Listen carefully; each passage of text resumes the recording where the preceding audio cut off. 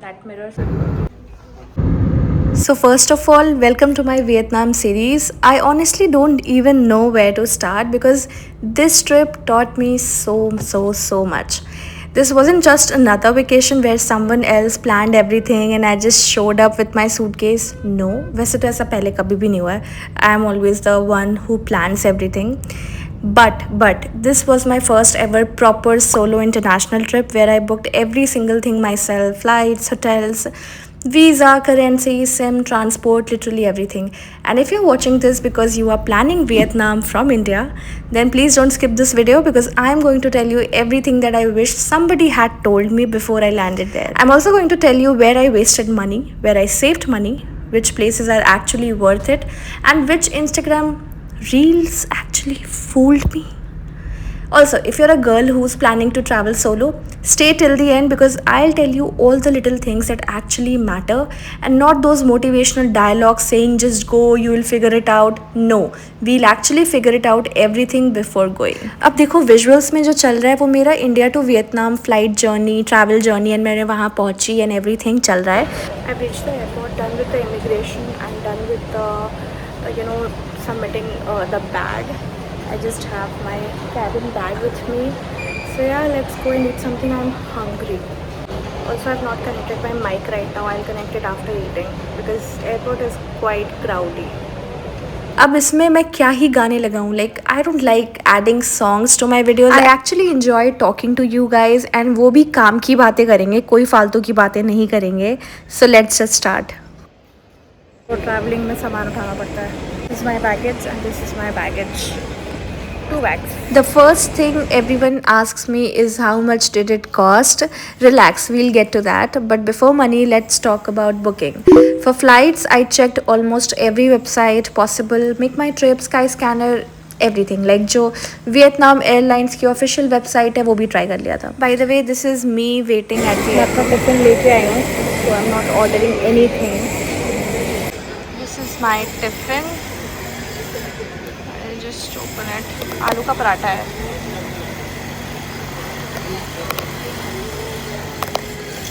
मैं सुबह बस पपाया खा के आई थी.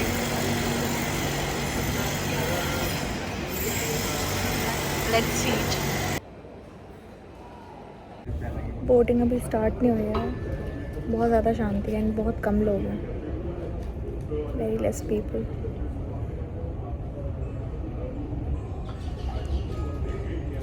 1 बजे की फ़्लाइट थी एंड मैं सुबह घर से 8 AM पे निकली हूँ.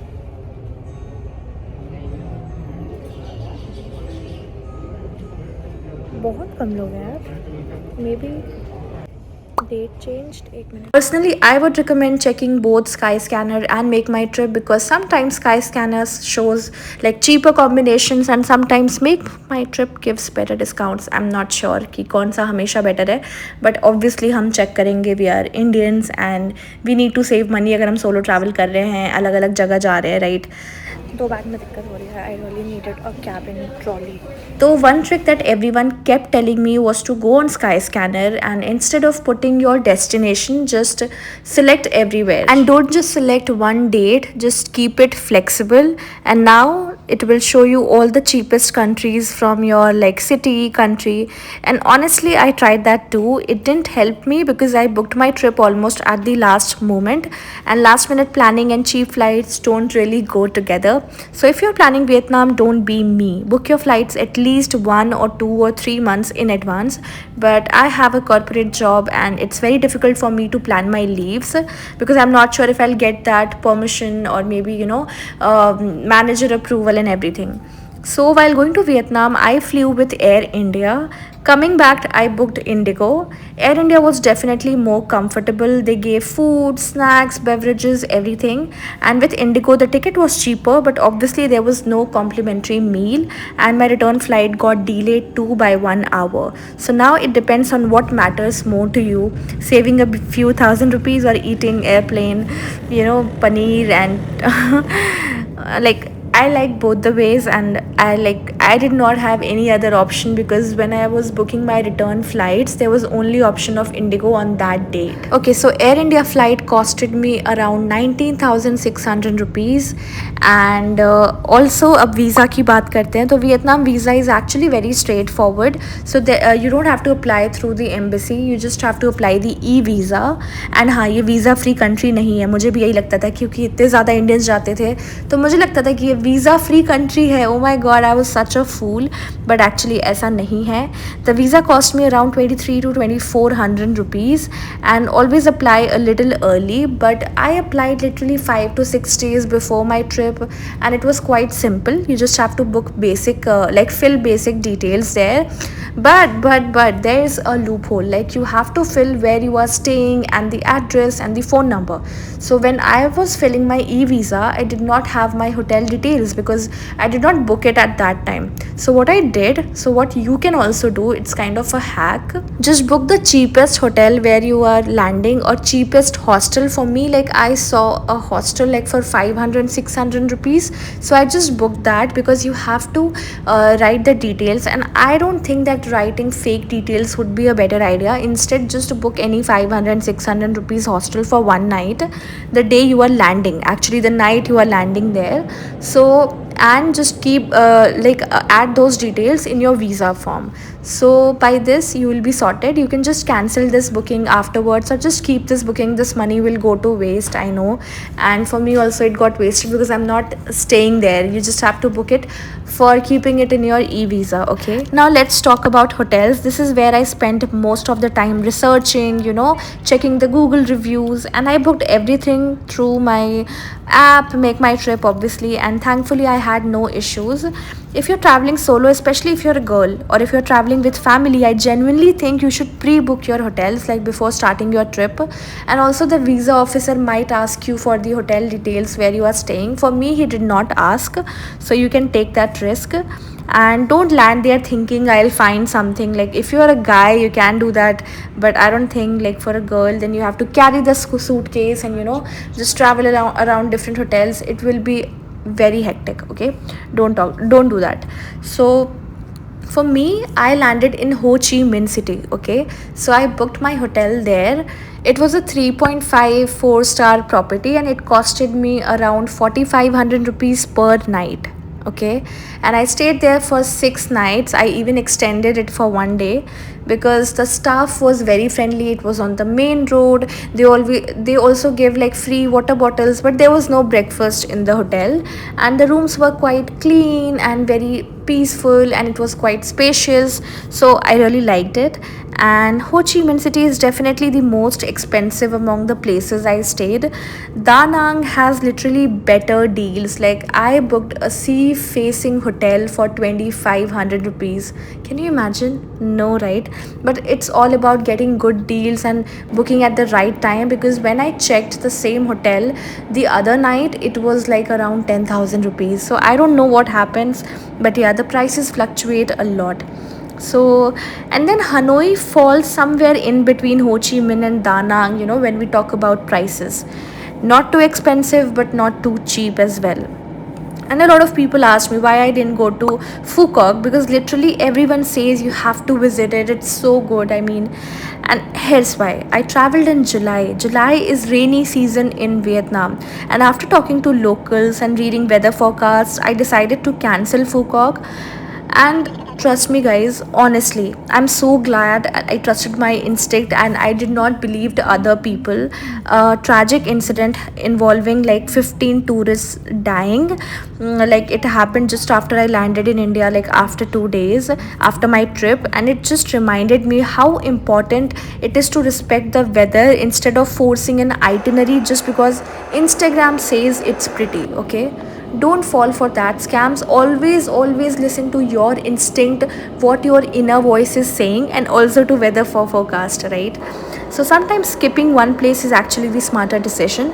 And also, I did not go to the cruise. I mean, I think that this is not the right weather to have those experiences. I mean, this is not the last time, right? I'll go to Vietnam again. I mean, it's cheaper for Indians and it's very accessible. It has e-visa facility, so I cannot force everything in one trip even if it's falling apart. So I just skipped that. Okay, so very important point I wanted to tell you guys. So now, before you even leave India, download Grab app. Seriously, download it, okay? Grab is basically your best friend in Vietnam. Need a bike, Grab. Need a taxi, Grab. Need a food delivered, Grab. Need someone to rescue you after walking 15,000 steps, Grab. And I don't know, I would have survived without it. And yes, bike rides are ridiculously cheap. Like, I was booking for 50 rupees. I was honestly shocked. Sometimes I looked at the fare and thought that's it. And meanwhile, auto drivers back home in India would have probably charged me double or triple just for making eye contact. And I don't know, it's very cheap. Also, let's talk about SIM card. Don't wait till you land and start searching at the airport. No, just book a Viettel SIM beforehand from Agoda. You can easily get it, through other apps as well. But I booked mine from Agoda, and the network coverage was excellent for me. Maps worked, everything worked, and even the data was sufficient. It was kind of 5 GB data per day, and I don't know how, like, the plan was only for 10 days, but it just got extended. I talked to that guy on WhatsApp and he was like, he'll just extend it, and he did not charge me, and he just extended me for the days like I was there, like the remaining days, 5 6 days. So yeah. Also download Google Translate. It became one of the most useful apps on my phone. Not everyone speaks English fluently, especially outside tourist areas. And ये मैं hotel पहुंच चुकी हूँ, and hotel पहुंचने के बाद मुझे luggage carry नहीं करना पड़ा. So I finally reached the hotel after so much मेहनत, and I will give you a quick room tour. मैं दरवाज़ा खोल के खड़ी हूँ, so let me just give you a quick room tour. Vietnam के हिसाब से बहुत बड़ा रूम है क्योंकि यहाँ पे रूम्स छोटे छोटे मिलते हैं. And this is a 4 star property जो वो बोलते हैं गोडा पे, but I think it's a 3 star property, it's not 4 star. And let me just show you. So this is the entrance. Yeah, this is the room. यहाँ पे bed है, and then I'll just close the door क्योंकि ये lobby area है. पुराने ज़माने type doors होते हैं यहाँ पे mostly. I'm not sure how to lock it. I think ऐसे ही लॉक होगा. भाई मुझे फिगर आउट करने में दिक्कत हो रही है. ये लॉक हो गया, राइट? लॉक हो गया ना guys? I don't no. Lock हुआ कि नहीं हुआ मुझे समझ नहीं आ रहा, क्योंकि ये अपने आप. हाँ ठीक है, यहाँ से मैंने बंद कर दिया. फिर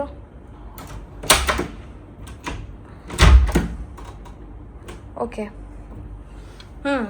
इट गॉट क्लोज. मतलब ये अपने आप ही लॉक हो जा रहा है. मुझे थोड़ा सा डर लगता है इन चीज़ों को लेके, तो आई जस्ट 10 बार करती हूँ मैं सेम काम, उसको लाइक लिटरली देखने के लिए कि सही हो रहा है कि नहीं. क्या बोल रही हूँ मैं? Okay, so this is the door, this is me. या दिस इज़ मी. गंदे से टी शर्ट, गंदे से बाल एंड गंदे से जीन्स में, बिकॉज हाँ आई एम सो टायर्ड. मैं सुबह 7 बजे का निकली हूँ घर से. Okay, this is the TV जो आई थिंक हम यूज़ नहीं करेंगे, but let's see. This is a kettle जो मैं डेफिनेटली यूज़ नहीं करूँगी. एंड कॉफ़ी मशीन नीचे है, वो फ्री है. पानी का बॉटल खरीदना पड़ेगा. ये क्या है? Smoke food. अच्छा, फायर से प्रोटेक्शन के लिए इन्होंने यहाँ पे ये चीज़ें दी हैं. ये देखो, ये स्मोक फूड है. फूड बोल रही हूँ, सॉरी. Smoke food. ओके, अगर कोई आग में फंस जाता है तो इस टाइप से उसको लगाना पड़ेगा. I get it. Okay, I get it. This is a curtains, and मैं व्यू अभी दिखाऊंगी कर्टन का. पहले थोड़ा वीडियो बना लूँ. This is AC. बेड थोड़ा सा छोटा है. थाईलैंड रहने के बाद मेरी एक्सपेक्टेशंस बढ़ गई थी ना, तो यहाँ पे this is the washroom. Okay, washroom बहुत बड़ा है. ओके, यहाँ पे मिरर भी है, दैट मिरर सर्कल वाला. यहाँ पे शावर एरिया है, that is shower gel and shampoo we have. Conditioner नहीं है, मैं कंडीशनर लाई नहीं कि यहाँ मिलेगा. टॉवल है जो मैं डेफिनेटली यूज़ नहीं करने वाली. Okay, this is the washroom. काफ़ी बड़ा रूम है भाई. इतनी उम्मीद नहीं थी मुझे वियतनाम से, बिकॉज जितने हॉल्स, जितने hotel tours, room tours, Airbnb tours मैंने देखे थे ना, उसमें कहीं पे भी इतना बड़ा नहीं था. भाई क्या व्यू है? सिटी व्यू लिखा था. वेबसाइट पे. This is city view. Okay, this is city view. यहाँ पे आसपास बहुत अच्छे अच्छे होटल्स हैं गाइस, बहुत अच्छे अच्छे होटल्स. एंड मेरा लास्ट मोमेंट प्लान बना था तो ज़्यादा चेकआउट नहीं किया मैंने. बट या अब मैं चेंज करूँगी. एंड मुझे डिनर का देखना है कि यहाँ आसपास डिनर कहाँ करना है, मुझे इंडियन रेस्टोरेंट्स कहाँ पे हैं. Because I don't want to eat here, no way. मुझे बाहर जाके खाना है. तो फटाक से करते हैं. बाय. मैं जा रही हूँ खाना खाने, डिनर करने उसी हालत में, बिकॉज लेट हो गई तो फट से खा के आते हैं, देन चेंज करते हैं, then just rest. And you know, the shopkeepers, the hotel receptionist, the guard, everybody, like, they don't know English, so you have to use Google Translate. Okay, talking about money, learn how to read Vietnamese dong because people get confused. The many zeros are very very confusing. Even I tried to give more money 2 to 3 times, but then they were kind enough to return me back. So I would say exchange only a small amount like at the airport, and if the rates isn't good, obviously which isn't good, then exchange the rest in the city. Now I will tell you कहाँ पे exactly हो ची Minh City या Hanoi में आप exchange करा सकते हो अपने next videos में. तो subscribe for more such information. भैया चेंज लेने गए हैं, चेंज है ही नहीं. भैया को 7-Eleven में पूछना पड़ रहा है. QR कोड मैं लाई ही नहीं हूँ. I mean QR तो ऑब्वियसली मेरे पास नहीं होगा, बस कैश है. पता नहीं कितना टाइम लगेगा. जब आप फर्स्ट टाइम लैंड करते हो दूसरे कंट्री में और जो फर्स्ट नाइट आप जाते हो एक्सप्लोर करने, nothing can beat that feeling, nothing. If you're booking through Make My Trip, you can usually add travel insurance while booking your trip, and if not, you can buy it separately from companies like Tata and ICICI and Reliance General Insurance, and usually costs around like from 500 rupees to 2000 rupees for a like short international trip depending on the coverage and duration. Don't hesitate to use Grab bikes. It's very comfortable, very safe, and they are very fast. And it totally depends on like how many people you are. Like if you're traveling solo, this is a steal deal for you. And when crossing the road, walk slowly and steadily. Don't run or suddenly stop. The traffic flows around pedestrians. Like the traffic is kind of crazy, you should know. But we are Indians, right? We are used to it. And wear a helmet if you're on a bike. Don't plan your itinerary based on Instagram photos. Seasons make huge difference. Check the weather city by city and then decide. Vietnam stretches a long distance, so conditions can be very different from the north and south. Now let's talk about food, because I know this is the most probably one of the biggest questions, especially if you're a vegetarian. So before going to Vietnam, I was honestly a little worried. I kept thinking, what am I gonna eat for next 15 days? But once I got there, I realized I was worrying for nothing. If you're okay with trying vegetarian Vietnamese food, you will find plenty of options. Just don't assume that a dish is vegetarian because it has vegetable in it. वहाँ पे vegetarian का मतलब vegan होता है. You just need to say vegan food. You don't want any meat. अगर सबसे simple words में बोलूँ. हाय गाइस, तो मैं फाइनली होटल आ चुकी हूँ आफ्टर ईटिंग. खाने का टेस्ट बिल्कुल अच्छा नहीं था, एंड मतलब ठीक था, एवरेज था. मेरी एक्सपेक्टेशन बहुत हाई हो रखी थी. एंड मैं अपने रूम में हूँ. मैंने एसी ऑन कर लिया. फ़ैन तो होता नहीं है, there is no fan. And I don't know ये टीवी कहाँ से लाइट ऑफ होगा. उसका लाइट कॉन्स्टेंटली ऑन है. I will have to check that. And I have changed मेरे घर के कपड़े. एंड कल मुझे जल्दी उठना है, बट मेरी हिम्मत नहीं है जल्दी उठने की. आई एम सो टायर्ड. मैं आज भी सुबह 5 बजे उठी थी, एंड मुझे सोना है लिटरली. तो यार देखते हैं क्या कब उठूँगी मैं. बट मैं अराउंड 8 AM तो पक्का उठना ही पड़ेगा, क्योंकि मुझे नहाना है. And then I will have to get ready, and then I have to go search for a cafe, and then I will have to eat. And आज मेरा बर्थडे था. इतनी इंपॉर्टेंट बात मैंने वीडियो के लास्ट में बताई है. आज मेरा बर्थडे था, एंड मैंने अपने बर्थडे पे क्या किया है. मैंने सुबह 5 बजे उठी हूँ मैं, और मैं फ़्लाइट कैच की हूँ. पूरे दिन फ़्लाइट में ही गया है. एंड मैं रात में वियतनाम में हूँ. होटल में चेक इन किया है. मैं बाहर जाके खाई हूँ. यही किया मैंने, नथिंग एल्स. बट बर्थडे एक दिन नहीं होता मेरे हिसाब से. बर्थडे वीक होता है, बर्थडे मंथ होता है. तो अभी जब तक जून चल रहा है, मेरा बर्थडे मंथ चल रहा है, और बर्थडे वीक भी चल रहा है. तो कल मैं नेल्स कराने जाऊँगी. It's sort of collaboration. मतलब नेल नेल स्टूडियो के साथ. It's a very famous nail studio जो मैं बताऊँगी अपने नेक्स्ट ब्लॉग में कि मैंने कहाँ पे नेल्स कराए. And I am so happy कि मुझे वियतनाम के ब्रांड्स के साथ काम करने को मिल रहा है. आई मीन मेरा 3 दिन लगातार कोलैबोरेशन है. लाइक कल नेल आर्टिस्ट के साथ, आई मीन नेल स्टूडियो के साथ. मैंने अभी तक डिज़ाइंस नहीं देखे हैं. मतलब वो डिज़ाइंस तो पूछेंगे कि कैसा चाहिए. मतलब वैसे तो अपने उनके स्टाइल के हिसाब से कराऊंगी मैं, बट थोड़ा तो हिंट देना पड़ेगा ना कि what kind of nails I want. तो अभी तक नहीं किया मैंने. एंड मैं आज इंडियन खा लिया. अब मेरे को इंडियन नहीं खाना यार. यहाँ पे इंडियन नहीं खाना. यहाँ पे इंडियन फूड महंगा है एंड प्लस अच्छा भी नहीं है. It's not that good. तो आई एम प्लानिंग कि मैं कल से यहाँ की चीज़ें ट्राई करूँगी, यहाँ के नूडल्स एंड एवरीथिंग. आज मैं सोची थी कि मैं नाइट मार्केट जाऊँगी, ब्ला ब्ला ब्ला. मैं नहीं गई, ब्ला ब्ला ब्ला, क्योंकि ऑलरेडी लेट हो गया. मतलब मुझे डिनर वगैरह करके होटल आने में ही मुझे 11 बज गया. तो आई डोंट थिंक कि अब, और वैसे भी नाइट मार्केट जल्दी बंद जाते हैं यहाँ पे, मैंने सुना है. मतलब मैंने तो नीचे रिसेप्शनिस्ट से ही पूछा था, उसने मुझे बताया. तो यार मैं, मेरी आंखों से ही लग रहा है कि मैं मतलब ऐसे आंखें खोल भी नहीं पा रही हूँ कि मैं कितनी थकी हुई हूँ. मैंने फेस वॉश किया है बट स्टिल मेरे स्किन की बैंड बची हुई है. ये पूरा रेडनेस दिख रहा है, पता नहीं क्या हो गया है. बहुत टाइम से, वैसे अब तो काफ़ी हद तक हील हो चुका है और हो रहा है. इधर नहीं है बट इधर ज़्यादा है. बट बहुत हालत बुरी है मेरी स्किन की. एंड अभी ट्रैवलिंग में और ख़राबी होती है. But my first ever solo international trip, I am so happy and I am so glad that I made it here, because I was not sure about this trip that should I do it और should I not do it. But या तो ये trip होती ही नहीं and या तो ये ऐसे होती, तो ऐसे ही हो जाए. सो ठीक है यार. मैं इस बार ऐसा माइंडसेट लेके नहीं आई हूँ कि मुझे एक एक चीज़, एक एक जगह एक्सप्लोर करनी है जैसा थाईलैंड में मेरा माइंडसेट था. ऐसा नहीं है मेरा. इस टाइम मुझे थोड़ा रिलैक्सिंग सा चाहिए.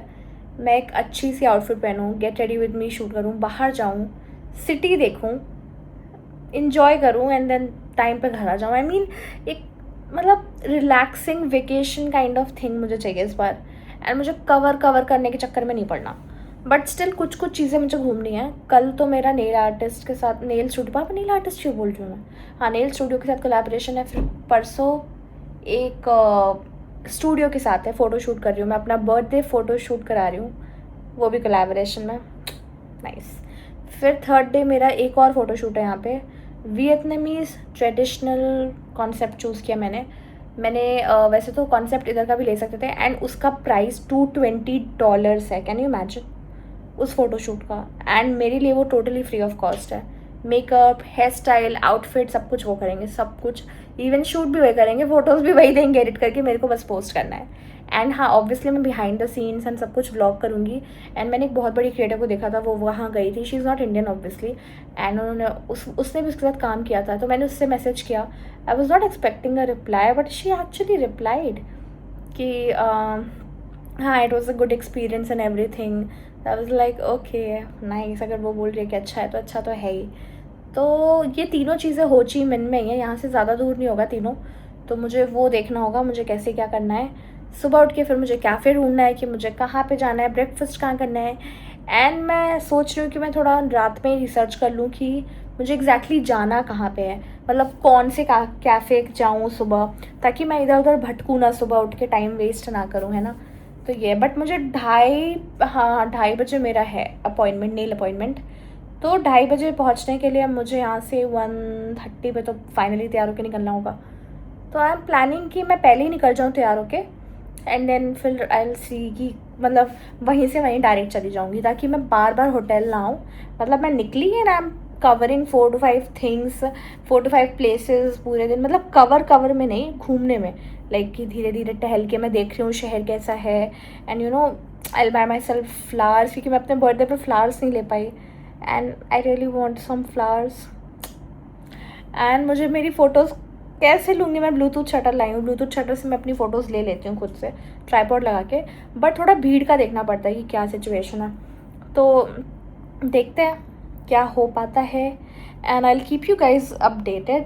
This was day 1 of Vietnam vlog कह लो या डे, अब मैं भूल भी गई हूँ, ऑफ माई अनएम्प्लॉयमेंट पीरियड। अगर आप वो सीरीज़ देख रहे हो मेरे साथ जिसमें मैं अनएम्प्लॉयड हूँ अनएम्प्लॉयड नहीं हूँ गाइस, रिलैक्स। मैं मतलब अनएम्प्लॉयड हूँ मैं टेक्निकली मैं अनएम्प्लॉयड हूँ, बट एक्चुअल में मेरे पास ऑफर लेटर है। तो और मेरी इसकी ज्वाइनिंग जुलाई में है, और जुलाई में डेट नहीं बताऊँगी, बट हाँ जुलाई में मेरी ज्वाइनिंग है। तो मेरे पास यही एक टाइम था थोड़ा लाइफ को रिलैक्स करने का, वरना ये डार्क सर्कल्स बढ़ने का भी टाइम आ गया है, क्योंकि फिर मैं एक एमएनसी में जा रही हूँ जहाँ बहुत काम कराते हैं। मेरी बैंड फिर से बजने वाली है, तो मैंने सोचा कि इससे पहले मैं प्रिपेयर हो जाऊँ ट्रिप पे जाके, अपने आप को रिलैक्स कर लूँ कि आई एम रेडी कि जो भी होने वाला है मेरे साथ, oh my God, mentally prepare कर लूँ खुद को इस ट्रिप पे आके कि अब आगे फ्यूचर में क्या है मेरे लिए। तो इसलिए ये ट्रिप बहुत ज़रूरी थी, एंड आई विल से कि ट्रिप करना बहुत ज़रूरी है for knowing your self, for exploring. एक एक काम जब आप सोलो ट्रिप पे खुद अकेले करते हो, एक एक काम A to Z, you realise कि how far you have come in your life. आपको एडल्टिंग हिट करती है, you finally feel that you are mature enough and you can take your decisions by yourself and you are on your own kid. So वो वाली feeling आती है, so it's a good feeling. अगर मैं ये नहीं कह रही कि प्रॉब्लम्स नहीं आएंगी, प्रॉब्लम्स आएंगी, मेरे साथ तो बहुत प्रॉब्लम्स आई। मेरा टर्मिनल 3 से था, मैं टर्मिनल 2 की कैब करी क्योंकि हो ची मिन पे मेरा टर्मिनल 2 पे लैंडिंग था, तो मैंने उस हिसाब से टर्मिनल 2 पे पता नहीं कैसे डाल दिया, मैंने टर्मिनल 3 देखा ही नहीं। पहली गलती वहीं हो गई मेरे से। दूसरी गलती क्या हुई? दूसरी गलती मैं फ़्लाइट में किसी और की सीट पे बैठ गई जाके। मेरे बोर्डिंग पास में 9A एक सीट था और एक 4D करके सीट था, बट वो 4D सीट नहीं था, वो कुछ और था। एंड मैं उस 4D पे बैठी हुई थी। फिर वो लड़का आया एंड वो कह रहा है this is my seat. I am like no this is my seat. And I am like फिर मैंने अपना पास देखा and I was like this is not my seat. I was like sorry. And वैसे वो premium economy थी। मैं सोच रही थी मेरा प्रीमियम इकोनॉमी कैसे हो गया।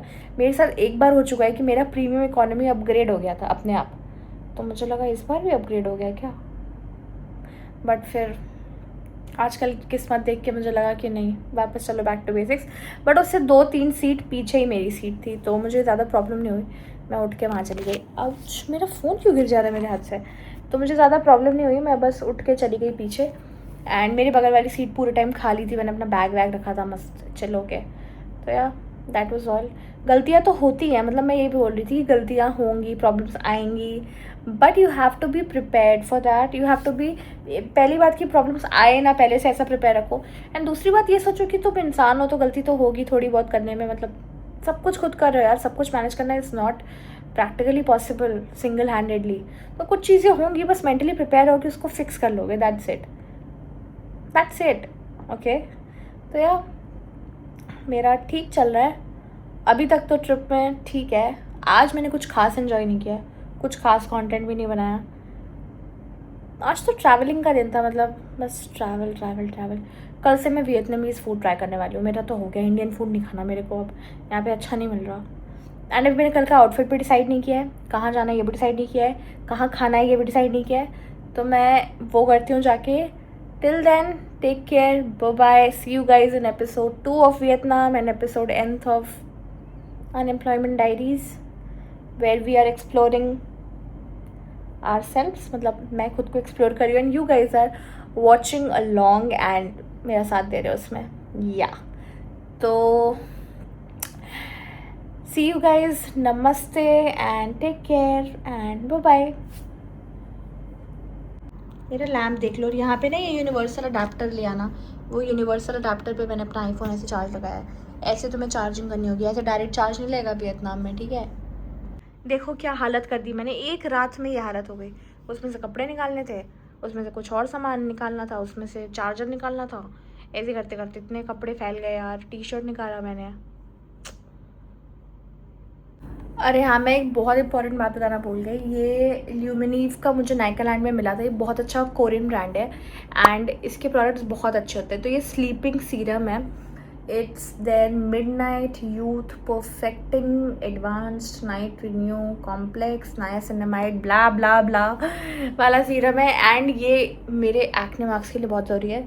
अभी हाल देख लो, नेक्स्ट एपिसोड में दिखाऊंगी कितना कम हुआ. ओके, यू कैन सी ना, मतलब दूर से देखो पता नहीं चल रहा because there are no active pimples right now, but पास से ये रेडनेस पता चल रही है. इट्स सो रेड एंड मतलब सॉर्ट ऑफ एक्ने स्पॉट्स हैं. मतलब तो देखती हूँ कितना इफेक्ट पड़ता है. हालांकि एक दिन से बहुत नहीं होता है, बट स्टिल मैं भी हूँ और मैं डेली व्लॉग्स डाल रही हूँ, तो you can see the difference. क्योंकि मैंने बहुत सुना है इस ब्रांड के बारे में. तो अगर ये छोटा वाला डब्बा वर्क किया तो ही मैं इसका फुल साइज प्रोडक्ट मंगवाऊंगी, नहीं तो नहीं मंगवाऊंगी. ठीक है, गुड नाइट गाइज. निकल नहीं रहा. निकला. हाल हो रखा है, हाल बेहाल है. हार्मोनल इश्यूज़ लड़कियों के बहुत ही वर्स्ट होते हैं, पता है.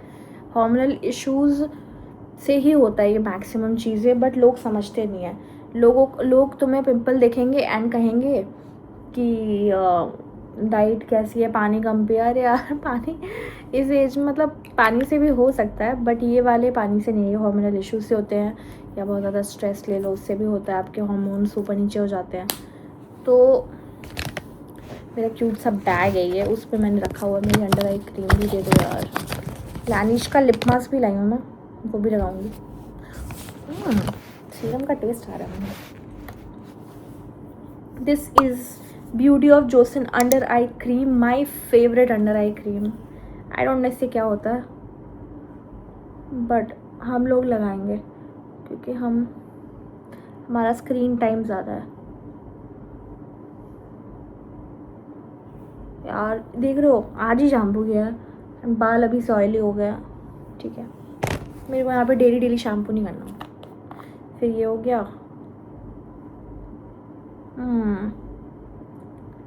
हाँ, लगा लिया मैंने. डन. अभी मुझे एक कोलैबोरेशन का रिप्लाई भी करना है. एक ब्रांड है, उन्होंने मुझे 8 सर्विसेज में से एक ऑप्शन चूज़ करने को कहा है.